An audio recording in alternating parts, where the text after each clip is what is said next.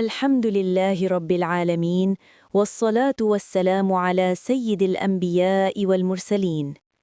میرے محترم بھائیوں اور بہنوں، اسلامی علم و ادب کے اس سفر میں آج ہم ایک نہایت اہم موضوع پر بات کریں گے، قرآن مجید۔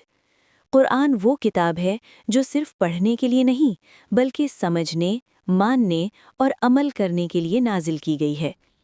قرآن کیا ہے؟ قرآن ہمیں کیا سکھاتا ہے؟ قرآن اللہ تعالیٰ کا آخری اور مکمل کلام ہے جو انسان کو اندھیروں سے نکال کر روشنی کی طرف لے جاتا ہے۔ اللہ تعالیٰ فرماتے ہیں، یہ وہ کتاب ہے جس میں کوئی شک نہیں، ہدایت ہے پرہیزگاروں کے لیے۔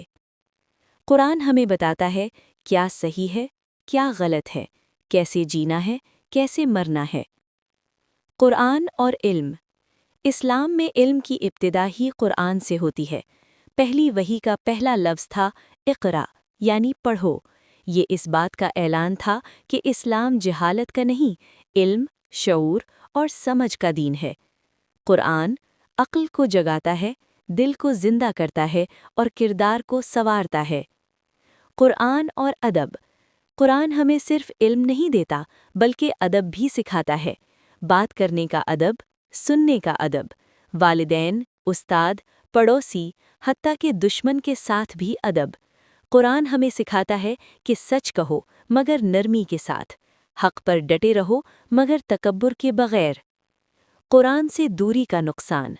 آج ہمارا سب سے بڑا مسئلہ یہ ہے کہ قرآن ہمارے گھروں میں تو ہے مگر ہماری زندگیوں میں نہیں۔ ہم تلاوت تو کرتے ہیں مگر اس پر غور نہیں کرتے۔ نتیجہ بے سکونی، دل کا سخت ہونا اور اخلاق کی کمی۔ قرآن سے جڑنے کا طریقہ۔ قرآن سے تعلق جوڑنے کے لیے 1. روز تھوڑا سا قرآن پڑھیں۔ 2. ترجمہ ضرور سمجھیں۔ 3. ایک آیت پر عمل کرنے کی نیت کریں۔ 4. دعا کریں، اے اللہ قرآن کو میرے دل کی روشنی بنا دے۔ یاد رکھیں، قرآن جتنا دل میں اترے گا زندگی اتنی سنورتی جائے گی۔ اختتامی دعا۔ اے اللہ ہمیں قرآن پڑھنے، سمجھنے اور اس پر عمل کرنے کی توفیق عطا فرما۔ ہمارے اخلاق، ہمارے دل اور ہماری زندگی قرآن کے مطابق بنا دے۔ اس ویڈیو کو اپنے دوست و احباب کے ساتھ ضرور شیئر کریں کیونکہ دین کی بات دوسروں تک پہنچانا صدقہ ہے۔